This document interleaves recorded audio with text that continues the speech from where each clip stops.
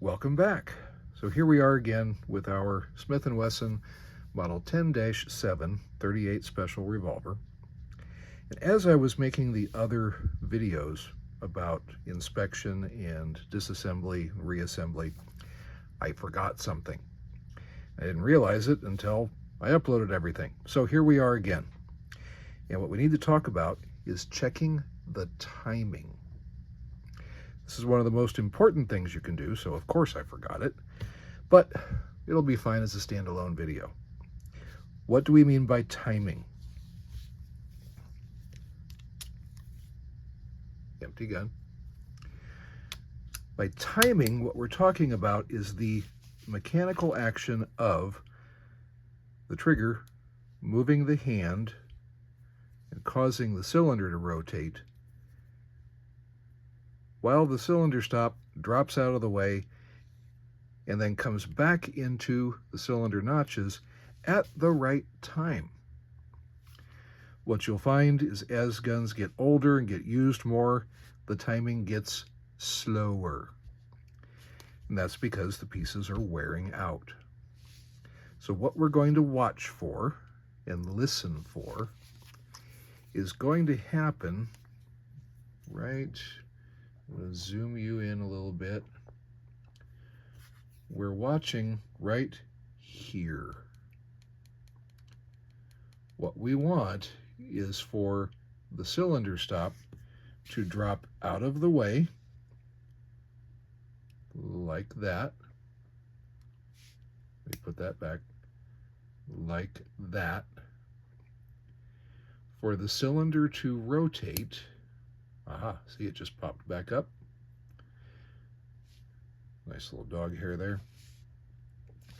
We want that to pop back up, and we want it to engage the notch before the hammer comes to full cock. So we're going to pull slowly. We're still rotating. Hear that click? Our cylinder is now locked, and we are not yet all the way back. That passed. And you need to do that 6 times. Every chamber has to pass this test. See, there we locked in, and there we are. Another dog hair for you. Drop out of the way, come back up, lock in, full cock. That's 3. More dog hair.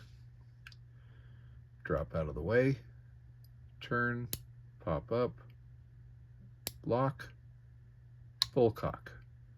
That's 4. Drop, turn, pop up, engage, full cock. There's 5. Drop out of the way, pop up, engage, full cock. There's 6. Now there's 2 different ways to cause movement within the action. We just did it by pulling on the hammer. Now we're going to do it with the trigger, and we expect the same thing to happen. It drops out of the way.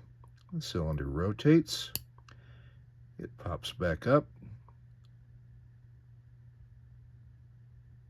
we lock in place, and we complete the stroke. Now we'll do it 5 more times.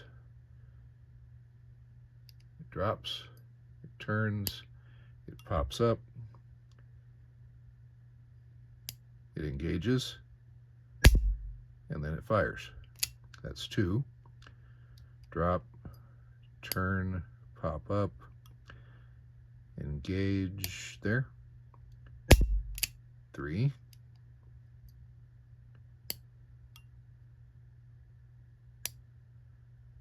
4.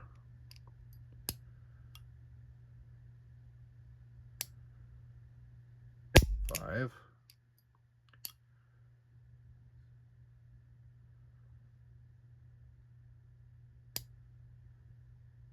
6.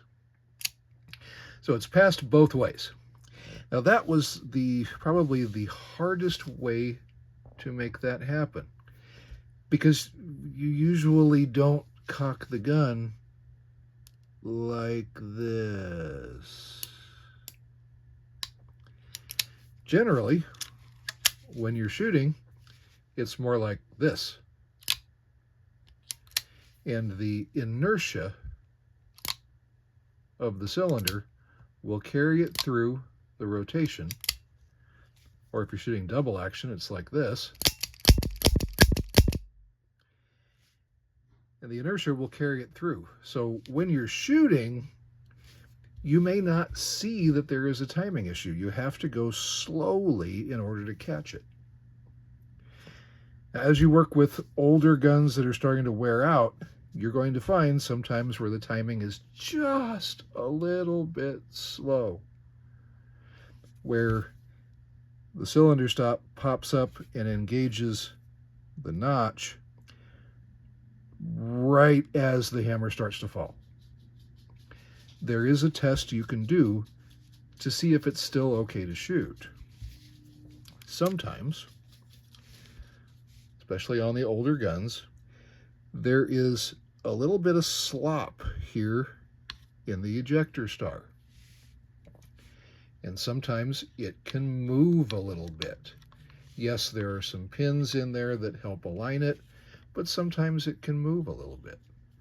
So what you can do is take some empty shells, empty, not loaded. Don't ever do this with an actual loaded gun. These are empties. And I'm putting one in each chamber.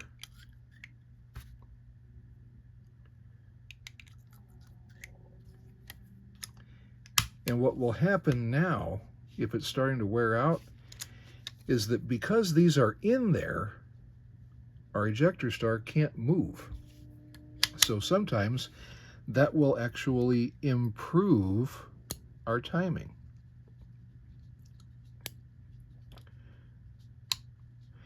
Didn't make much of a difference in this one, but the timing is good.